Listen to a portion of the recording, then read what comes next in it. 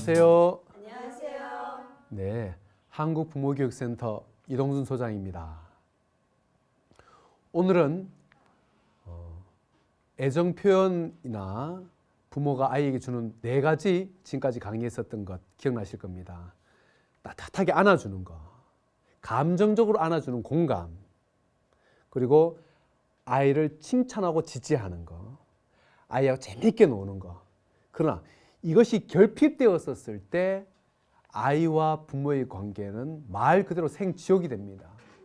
부모는 아이를 위해서 많은 것을 노력합니다.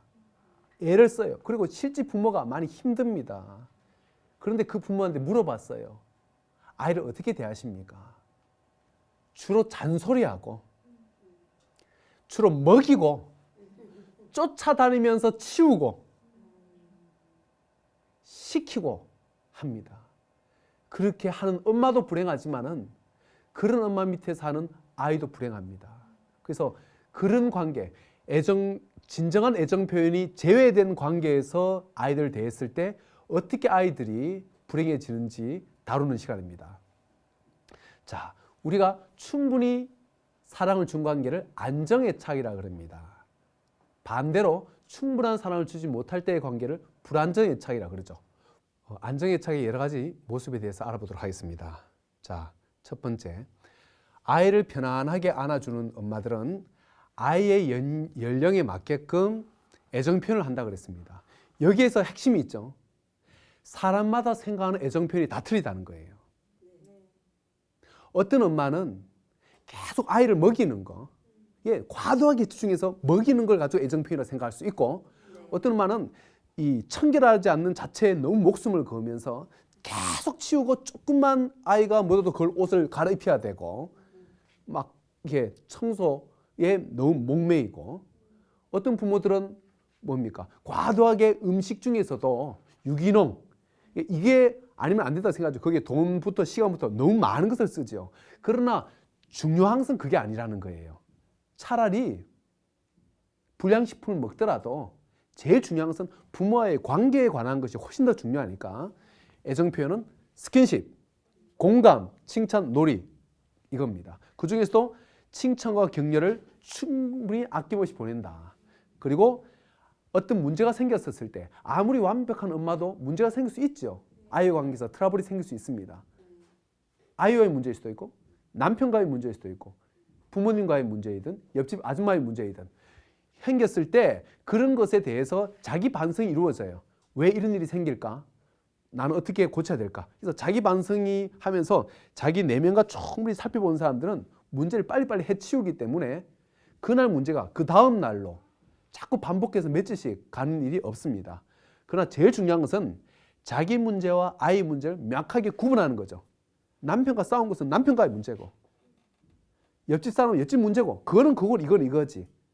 이것은 아이를 낳아서 그 사람이 생기는 문제가 아니에요. 그것은 그 사람이 결혼 전부터 20대 때 어떻게 문제를 처리해 왔냐 하는 것을 보면 알죠. 미성숙한 부모들은 둘이가 싸웠을 때 말을 안 해요. 왜 그래요? 공감의 결핍 때문에 그렇습니다. 그 사람이 문제가 생길 때 부모의 관계에서 화가 속상이 생겼을 때 대화를 통해서 주고받았다면 자기 감정을 얘기를 할 거고, 감정을 좀 다운시킬 거고, 상대방의 입장도 이해할 겁니다. 공감이 없으면 말을 할 줄 몰라가지고 화만 내든지 아니면 다른 것을 잡아가지고 정확하게 할 말을 하지 않고 다른 건수에 대해서 화를 폭발하든지 며칠씩 말을 하지 않고 지나가든지 이런 문제를 발생시키죠. 그래서 부부들 중에 의외로 부부간에 문제가 생기면 덮어버린 사람들이 많아요. 이런 사람들은 자기 문제와 아이 문제를 구분하지 못합니다. 왜? 그 며칠씩 대화하지 않는 속에서 그 냉기가 계속 흐를 거 아닙니까? 그러면 엄마 얼굴이 벌써 굳어지고 불편하고 어색하고 아이들이 그걸 직감적으로 느껴요. 그래서 자기 문제를 구분하지 못하면 아무리 내가 사랑하려고 해도 기분 좋을 때는 하다가 기분 안 좋을 때는 또 바뀔 수 있는 문제가 생기는 거죠. 두 번째, 이렇게 아이를 키우면은 정말로 아까 4가지 키우면은 아이들이 첫 번째 말로 아이와 소통이 다 됩니다. 매를 들일 필요가 없고 혼을 낼 필요 없고 됐지? 아버지한테 일러준다. 망태하라 좋아 하면서 아이에게 집중할 그런 것으로 협박할 이유가 없어지는 거죠. 그 다음에 아이가 자율성, 안 시켜도 스스로 하려고 하고 자기가 하려고 해요. 왜요?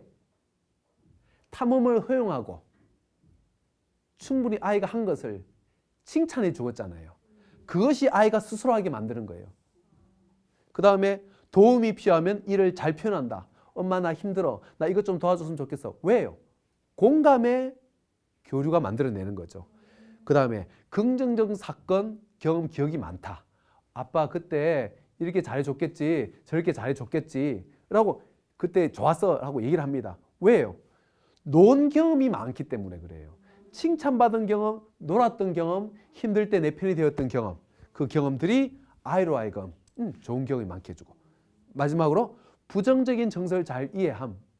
속상하겠어. 친구야 네가 아프겠다. 공감이 되는 거죠. 네 가지가 됐을 때 애는 자연스럽게 커요. 충분히 받아줘서 아이가 버릇없거나 망가지는 것이 아니고 이렇게 큽니다. 그러나 이것이 결핍되었을 때 이제 우리가 주변에서 주로 보던 아이들의 모습이 이제 나오기 시작합니다. 조금 더 있네. 엄마와 떨어져 있으면 아이가 그리워하다가도 엄마가 돌아오면 기꺼이 빨리 회복되어지고, 엄마와 만났을 때 기쁘게 받아들이지 맹숭맹숭하게 가만히 있지 않고, 그리고 사회 적응력이 좋고 다른 사람들과 쉽게 친해지고, 아이가 운동, 음악, 유머 감각이 좋다. 왜? 실컷 놀아봤으니까. 그리고 또래를 감싸할 줄 알기 때문에 인기가 좋다. 네 가지 애정 표현의 결과입니다. 네 가지를 주고 부모가 부모 문제는 부모 문제로 결정하고 일관성 있게 양육되었을 때 그 아이가 어떤 아이든 간에 이렇게 될 수 있습니다. 자, 그러나 아이에게 이 네 가지를 안 주는 엄마들이 많아요. 그 중에 하나 회피형 엄마가 있습니다. 회피형 엄마는 아이를 귀찮아한다고 나옵니다. 귀찮아한다는 건 뭡니까? 스킨십을 안 해요. 애기 때는 안아주지. 애가 서 있질 않은데. 근데 애가 조금씩 하면은 이게 길척거리는 느낌이 들어요. 그 아이가 어리더라도 그 아이와 수준에서 그랬어, 그랬구나 하고 대화를 하면 그것도 재미거든요. 그런데 애가 말을 못하니까 이런 엄마들은 그 아이와 대화하는 게 재미가 없어요. 말도 엄마 스스로 입을 닫아버려요. 가만히 있는 거죠. 애가 말 못한다고 TV만 보고 있고, 스킨십도 귀찮아요. 안 하고. 그러니까 아이가 귀찮다. 그러니까 차라리 일을 하고 있거나 친구를 만나거나 해서 아이하고 떨어뜨려 있어요. 그 마음이 편안해요. 그리고 타인의 도움을 받지 않고자 하며 아이도 지가 알아서 했으면 좋겠어요. 이 엄마들은 옆집 아줌마들이든 다른 사람의 도움을 받는 것이 불편해요. 이유는 과도하게 남을 의식하거나 불편해요. 도리어 도와주려는 것을 침범한다고 느끼거나, 또 도움을 받는 것을 편안하게 고마워요 도와주세요 이렇게 하지 못하고 도움을 받는 것을 부담스러워하고 갚아야 할 빚으로 처리할 수 있어요. 이유는 뭡니까? 엄마가 어릴 때 공감을 못 받아봤고 격려를 못 받아봤고 따뜻함을 못 받아보면 사랑을 받는 것이 어색하게 되기 때문에 그렇습니다. 그리고 아이한테 힘도 안 주고, 자아존중감이죠. 우리가 나 있었던 자아존중감, 자기 가치와 자기 믿음을 통한 힘을 안 준 상태에서 애한테 알아서 하라는 거야. 그러니까 애가 할 수가 없죠. 그러니까 이 엄마 입장에서는 아이가 보면 짜증이 나는 거죠. 부모 입장에서는. 그리고 이 엄마들은 남편과 아이에게 정서적으로 거리감을 둔다. 그러니까 먹이거나 옷을 입히거나 이런 일을 해주는 것으로 충분하다고 생각하지, 거기서 뭐 이렇게 서로 감정을 잃거나 애정 표현을 하거나 하는 것을 낯간지럽게 생각해요. 뭐 그렇게 사랑한다는 말을 해야 되나? 다 아는 거지 하면서 각자 알아서 살았으면 좋겠어. 그래서 서로 간에 각자 알아서 합시다. 그리고 신체적 경험, 피부 접촉도 귀찮아하고 남편이 가서 안아도 왜 그래? 싫어해요. 달라붙는 느낌이 드니까. 겨우 이런 엄마들은 자기 속에 빠져서 사는 엄마들이죠. 이 엄마들 주변에서 많이 볼 수 있지 않습니까? 이 엄마들은 주로 일을 합니다. 집에 전업주로 있어도 계속 일을 하면서 치우고 하면서 아이하고 놀지를 못해요. 할머니 중에도 그런 할머니들 많죠. 엄마 그냥 아이하고 그냥 놀면 돼. 근데 계속 닦고 치우고 하면서 정작 손녀하고 어울리질 못해요. 왜? 이렇게 함께하는 걸 못하니까. 그러면서 그 애한테 어떻게 해요? 지가 알아서 좀 해라. 네가 해라 계속 합니다. 뭔 안 줘요? 애정 표현도 없고 스킨십도 없고 공감도 없고 하여금 허용하지도 않고 치지도 안 하면서 왜 못하냐? 우리 때는 다 했다면서 계속 잔소리를 해야 되죠. 하지만 연애 그냥 놔둬버립니다. 그래서 이 부모들은 아이들 방치합니다. 거의 대부분. 이 부모들이 하는 말인 것이 지 성격 지가 타고난다. 지가 알아서 하지. 부모가 하라고 한다고 해서 하고 하지 말라고 해서 안 하냐? 될 놈은 되고 안 될 놈은 안 돼. 거의 운명론적이에요. 왜요? 이 사람들은 부모와 자녀의 그 교감의 교통들이 아이에게 너무 중요하다는 것을 본인 스스로가 부모와의 관계에서 경험한 적이 없기 때문에 자녀는 줄 수가 없는 겁니다. 그러면 아이는 어떻게 될까요? 아이는 수동 공격적이 된다. 회피형.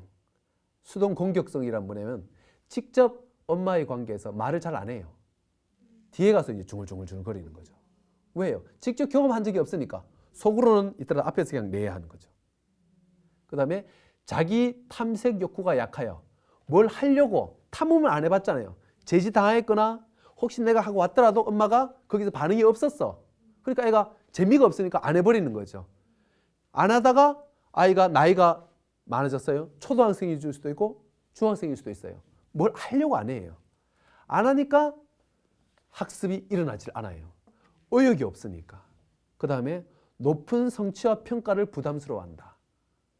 그러니까 점수를 내야 된다거나 단계를 따야 되는 것은 처음부터 안 하려고 해요.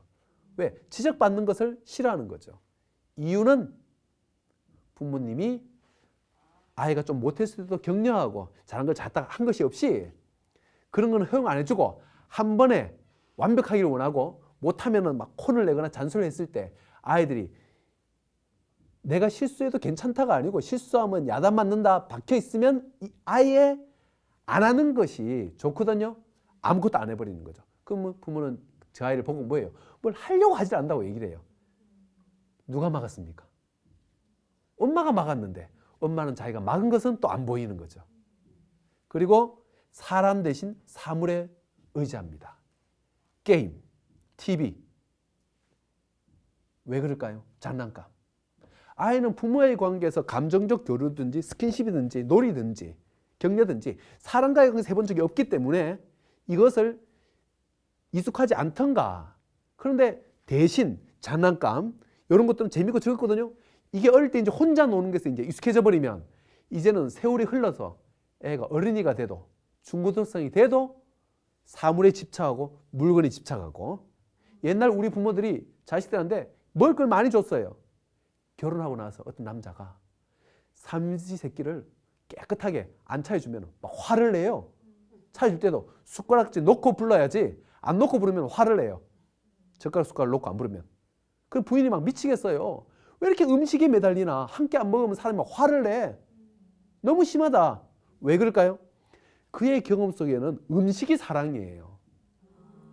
그런 사람들의 대부분이 심리적 소통을 부모하고 해본 적이 없습니다. 근데 결혼하고 나서 10년, 20년이 지났는데도 남편이 음식에 탐닉하고 뭐 틈만 새면 맛있는 거 먹으러 가자 얘기한다. 그 말은 무슨 말입니까? 그 남자하고 사는 나도 남편과의 관계에서 스킨십, 공감, 칭찬, 놀이에 즐거운 관계를 준 적이 없다는 거죠. 그러니까 아직까지 음식에 매달리는 겁니다. 그리고 사물 중에 장난감, 차, 옷 다 사물입니다. 다 사랑의 대용품입니다. 쇼핑 중독, 물건 과도하게 사는 거, 홈쇼핑 하는 거 다 뭡니까? 애정 결핍의 그 허한 마음을 물건으로 채우려고 하는 거죠. 애나 어른이나 별로 다르지 않는 거죠. 남자들 중에서도 차를 계속 바꾸는 사람들이 있습니다. 차를 막 치장하고. 왜 그렇습니까? 허한 마음을 채우려고 하는 거예요. 그러나 차가 사람에게 스킨십에 따뜻한 일체감을 줄 수 있나요? 못 주죠. 내가 힘들고 속상하게 내 마음을 깊이 내 편이 되어주고 나의 외로움을 알아주면서 내가 너와 함께 할게 하는 그 따뜻한 느낌을 차가 주나요? 못 줘요. 그래서 그 차를 처음 살 때는 만족감이 높은데 두 번째 살 때는 만족감이 반으로 확 떨어지고 세 번째 살 때는 이제 만족감이 잠시 며칠 가고 끝나버려요. 물건은 궁극적으로 사람을 채울 수 없어요. 아이들은 왜 이렇게 장난감이 집착합니까? 그것도 마찬가지죠. 그래서 아이들이 부모가 안 된다면 게임하고 TV를 볼 때 게임과 TV 속에는 계속 사람이 움직이고 특히 게임은 주고받고가 있죠. 그러면 교통한다는 느낌을 맛볼 수 있는 거죠. 근데 그걸 탁 꺼버리면 갑자기 깜깜합니다. 그래서 애들이 과도하게 거기에 매달려요. 왜? 연결되어 있다는 느낌, 교통한다는 느낌을 그의 엄마나 아버지의 관계에서 경험을 안 하니까 대체물이라도 부여잡고 있는 거예요. 그런데 부모는 그걸 하지 말라고는 얘기를 하지 부모가 그것을 대체할 수 있는 스기식공의 칭찬을 줄 생각은 없어요. 그 다음에 불안정 애착의 공격형이 있습니다. 사실은 공격형의 불안정 애착이 훨씬 더 많아요. 이것은 뭐 스킨십 공감 칭찬을 주는 보통 주지요. 그죠? 그걸 안 주겠습니까? 그런데 이걸 주다 안 주다 주다 안 주다 이러는 거죠. 내 기분이 좋을 때는 주고 내 기분이 안 좋을 때는 안 주고 내 감정에 따라 왔다 갔다 하는 엄마들입니다. 감정이 과도하다. 기분 좋을 때는 애가 실수해도 괜찮아 괜찮아 다 해줍니다. 안 좋을 때는 사소한 것도 너 왜 그랬어? 애가 수긍을 안 해. 과거 얘기 다 끄집어내가지고 너 그때도 그랬고 저리도 그랬잖아. 그럼 애가 막 다운이 되지요.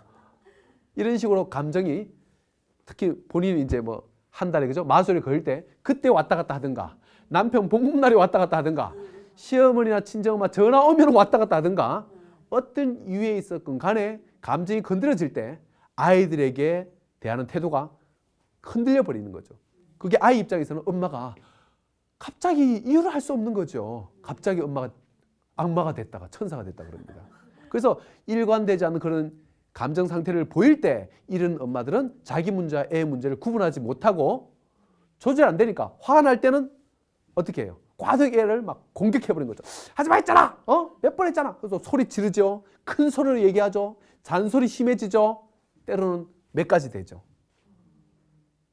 아이를 꽉 비난하는데 너무 심할 정도로 했던 얘기를 자기 화가 풀 때까지 하는 거예요. 근데 실제 내 화를 나게 하는 것이 애가 아니고 시부모 문제든 친정 문제든 내 성격 문제든 남편 여기에 문제는 여기에 있는데 이건 안 하고 애한테 쏟아붙이니까 화를 폭발을 해도 안 풀리는 거죠. 그리고 애가 자고 나면은 자는 애 방에 들어가지고 아이고 니도 엄마 만나서 고생이 많다. 아이고 이러지 말아야 된대. 하면서 해도 다음날 또 반복되는 거죠. 일상적인 모습이죠 이게. 자, 이 엄마들의 또 아이가 자신에게서 분리되는 것을 참지 못해서 사사건건 간섭하면서 이렇게 해라. 그거는 치우지 말고 거기 갖다 놔. 동생한테 그런 말 쓰면 안 되지. 인사 똑바로 해. 신발 똑바로 신고. TV 떨어져 봐. 왜 거기서 소리를 질러? 네가 거기서 화낼 입장이 아니잖아. 그거 듣고 자. 칫솔질 똑바로 해.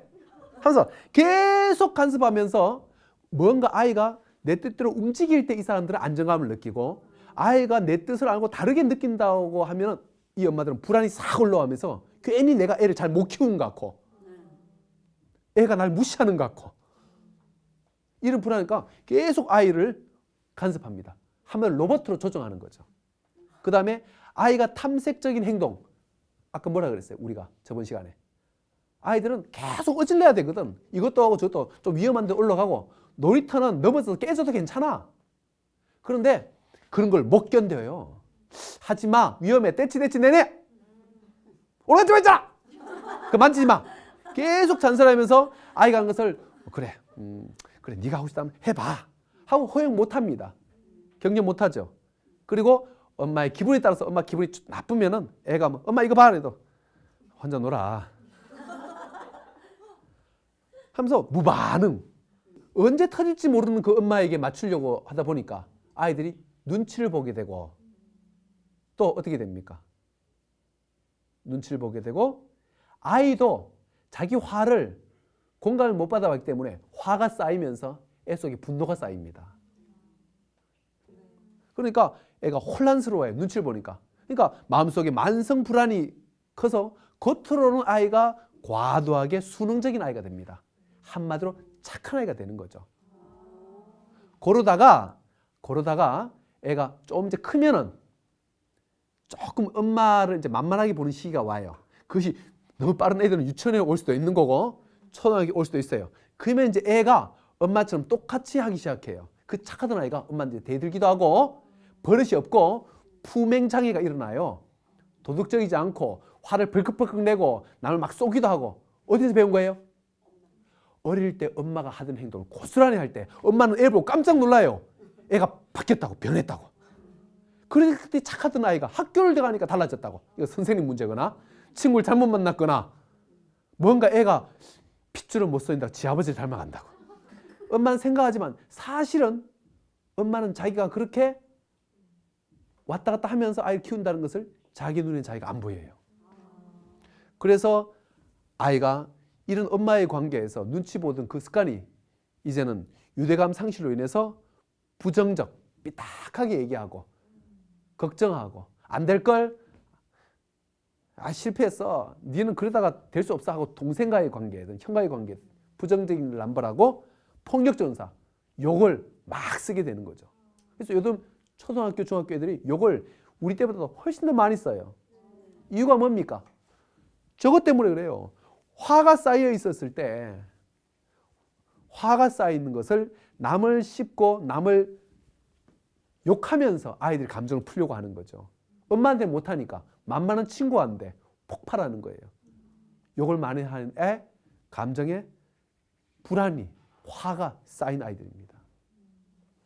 자, 그리고 이 아이들은 화내면서 위로받기를 원하는 양가적인 상태를 보입니다.